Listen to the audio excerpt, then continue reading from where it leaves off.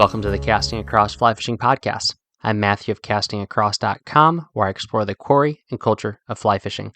This is episode 179, and today we're going to talk about 3 fly fishing lies.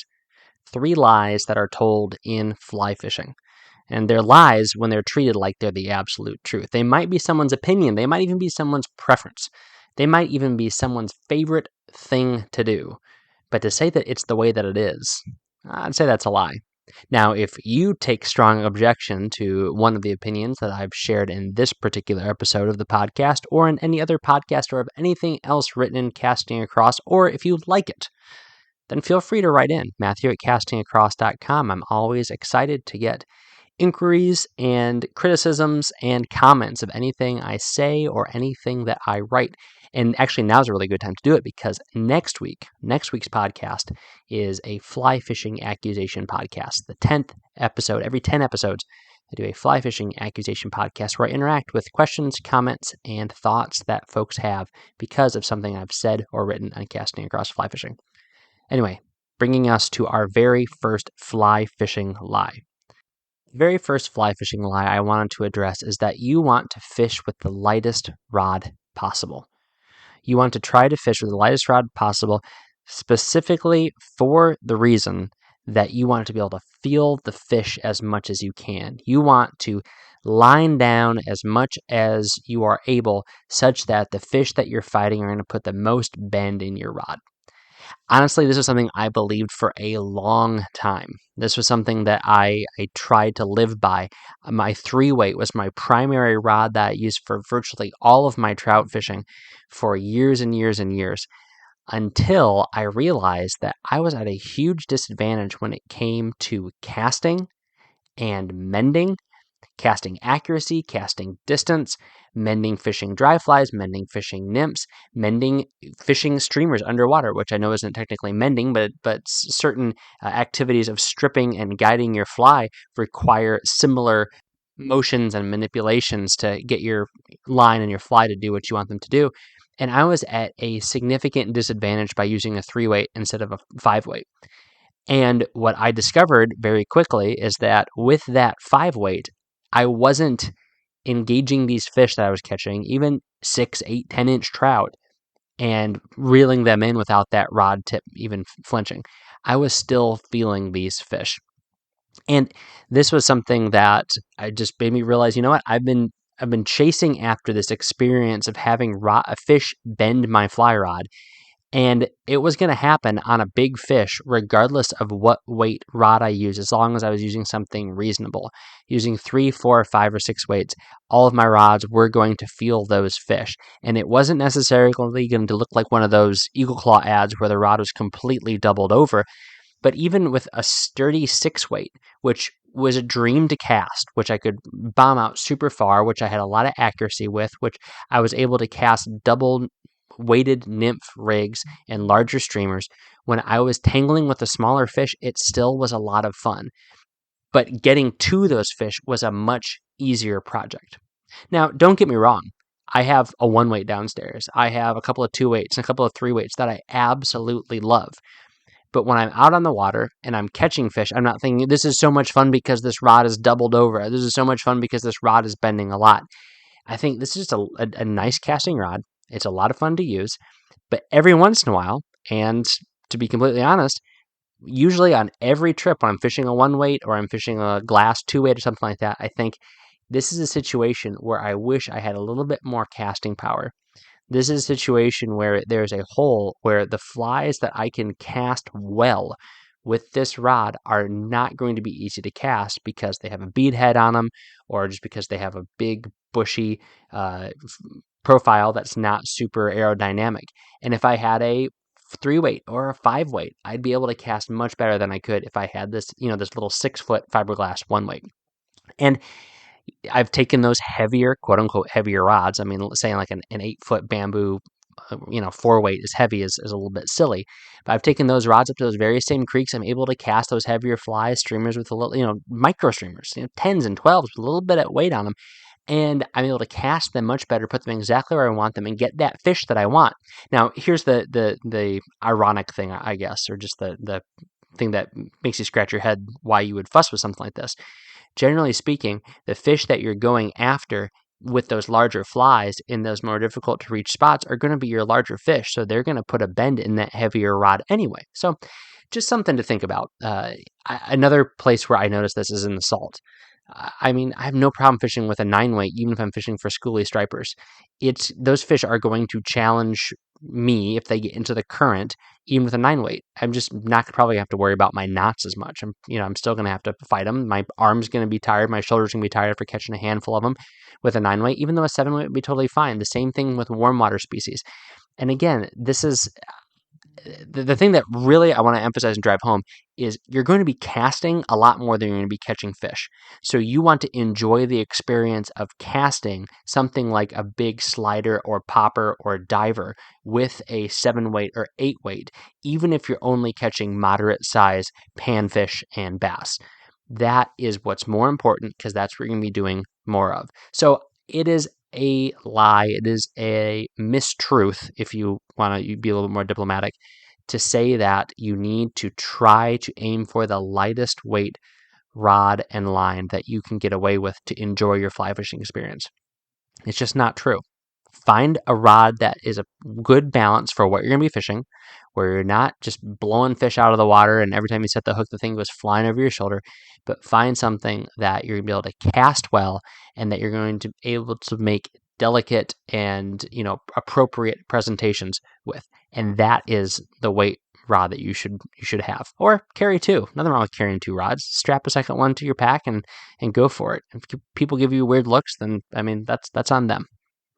So that's the first fly fishing lie. Second fly fishing lie. You got to use big flies to catch big fish. Now, this is absolutely a modern misconception. Now, that's not to say that people weren't using big flies 20 years ago. I just wasn't as aware, and social media probably has a lot to do with this, of people using pike flies and musky flies to try to catch big trout. All the big trout that I knew that were caught by people were caught on midges, were caught on little tiny nymphs, were caught on scuds and sow bugs and little tiny, aquatic crustaceans. You look at some of like the world record fish that were caught in, they've since been eclipsed, but some of the really big fish that were caught in the Arkansas rivers, the White River and the Little Red River, they were caught on little tiny, nymphs that imitated little tiny bugs. And the reason is that's what these fish eat most of the time. They aren't in the business of chasing after prey. They are waiting for things to flow into their mouths. Now, of course, you hop online today, you're going to see all sorts of 16 and 18-inch fish with giant triple articulated streamers dangling out of their jaws. So I'm not saying that big flies don't catch big fish. They absolutely do, but you are able to catch very large fish on little dry flies, more likely little nymphs, but I think the best thing is tiny streamers because that's the best of both worlds in that you're getting a food source that you are maybe fishing like a nymph, but it is imitating something more meaty, something more protein rich, something that might get a larger fish to move out of its hole to chase after ever so slightly, but it's not being stripped violently across its face. Now, again, that's a great way to catch fish. A mouse is a great way to catch a big trout, but I think it is a lie to say that you have to use a mouse fly or a giant fly that covers the majority of your palm and forearm to catch a large trout. Some of the largest trout that I've caught have been on really small flies. In fact, I think I've only caught one 20-inch fish, 20-plus inch fish on a quote-unquote big fly. All the rest of my 20-inch plus trout have been on little midges, have been on nymphs, and some of that is because of where I've fished and fished for big fish. It's been in the Catskills, it's been in the limestone creeks of Pennsylvania, and it's been in the TVA rivers of the South. And there, I just fished what was most at hand, which was midges and small nymphs, and the fish had no problem eating them, and I'm very content in the size of the fish that I caught using those flies. But some of the other fish that I caught were using small streamers fished like nymphs. So they were dead drifted little marabou-bodied critters that looked like some sort of, whether it was bait fish or stonefly or some other big buggy nymph that was tumbling. And I'm guilty of using my rod tip to make things dance a little bit. It goes back to my banjo minnow days of trying to elicit strikes from fish in that way.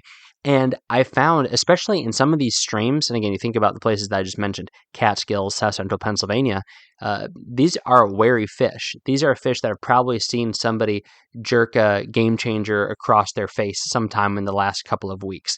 And although fish aren't geniuses, fish get wise to things like that, and they probably don't want to be disturbed because in these smaller rivers, they have a lot less places to hide.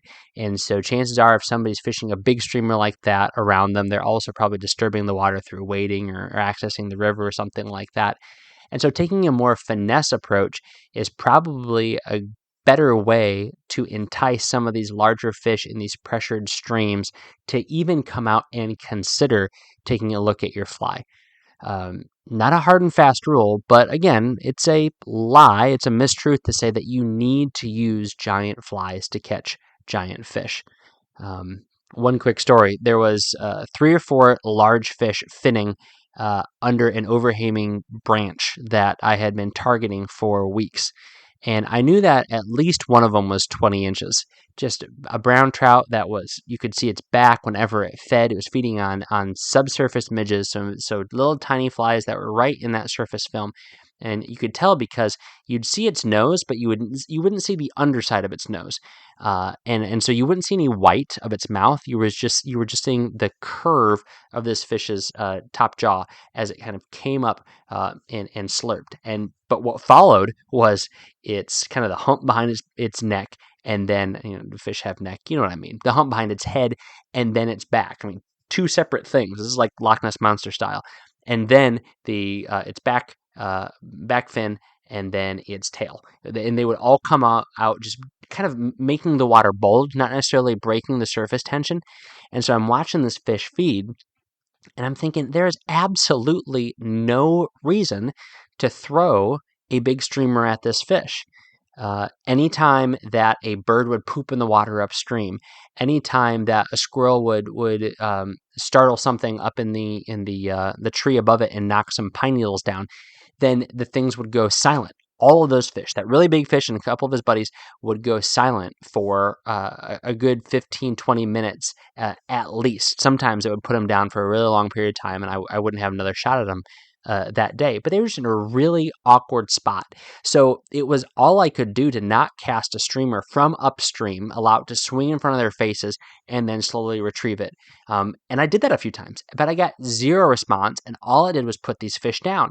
These fish had it literally made in the shade. They were feeding off of these midges, and then I'm pretty sure they're feeding off terrestrials, just given the stream that I was on, and the fact they were right under this tree. They had perfect cover, big undercut bank, but they were content to be out in the middle of the stream morning, afternoon, and evening, feeding just below the surface. And so I said, okay, this is how I got to fish for them. I can't throw a big meaty streamer at these big fish. They don't want that. For whatever reason, whether it be some trauma they experienced in fish childhood or whatever, they don't want a big streamer. And so I had to get into a really awkward position. I had to make a bunch of awkward casts. I had to mess up a few days in a row. Then finally, I got that little, it was a Griffith's gnat, I believe. Either a Griffith's gnat or just kind of a generic midge, just a little bit of hackle on like a size 22 fly.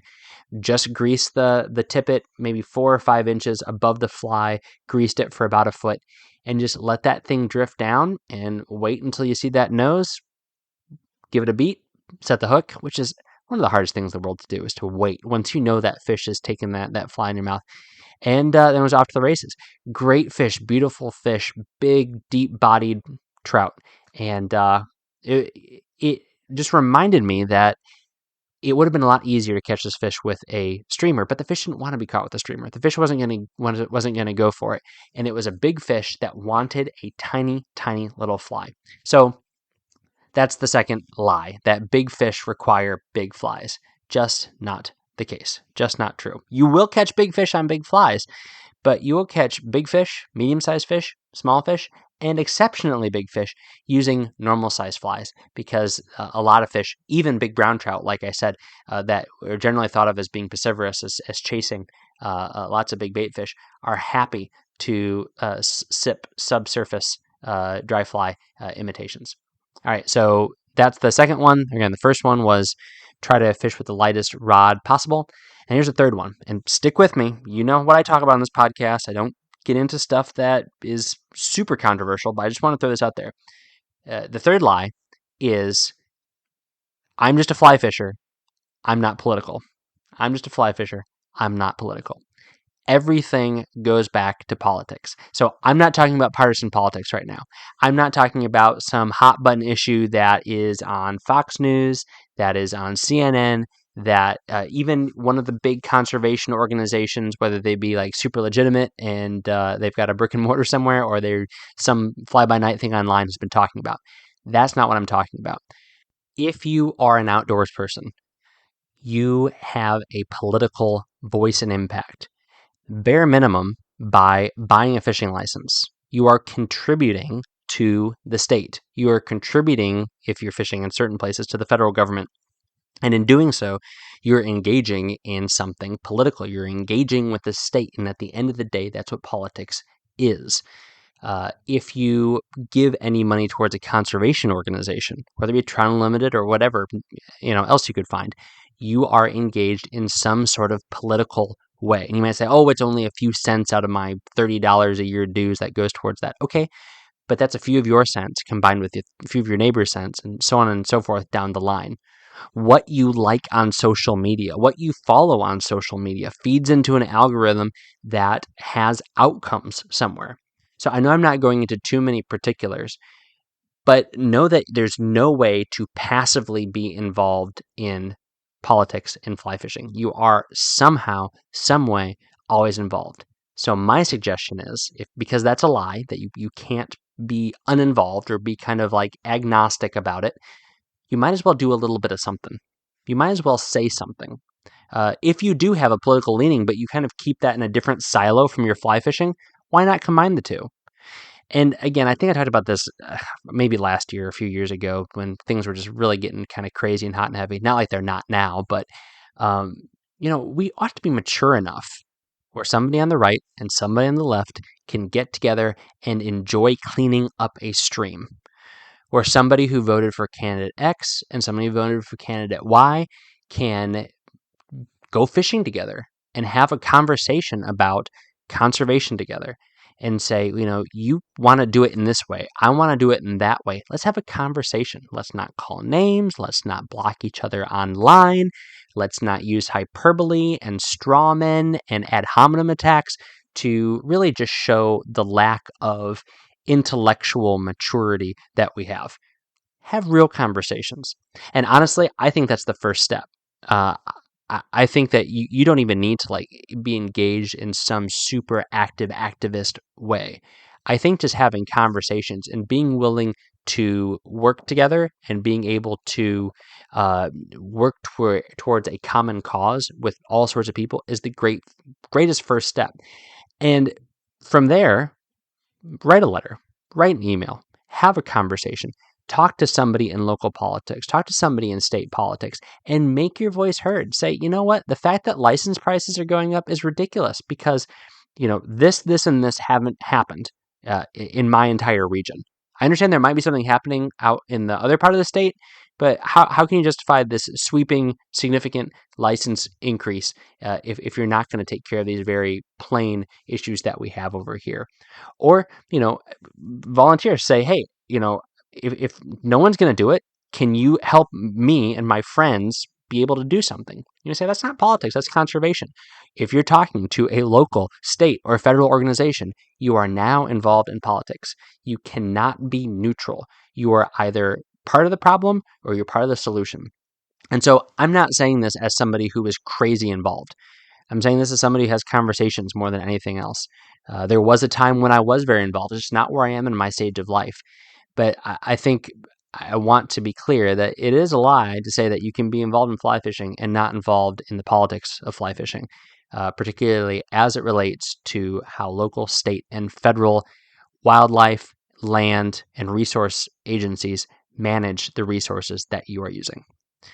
So, lie number 1, you have to use the lightest fly rod you can. Lie number 2, you have to use big flies for big fish. Lie number 3, you don't have to be political to be a fly fisher. Do you disagree? Do you think those are the truest things that have ever been said and that I'm the one who is lying to all of my listeners? Let me know, Matthew@castingacross.com. But I just thought I would throw out a few of these things and probably do another one of these podcasts in the near future because there's other things that I think are kind of taken for granted as being common wisdom, but they might not be that wise. So we'll keep talking about this as we go forward.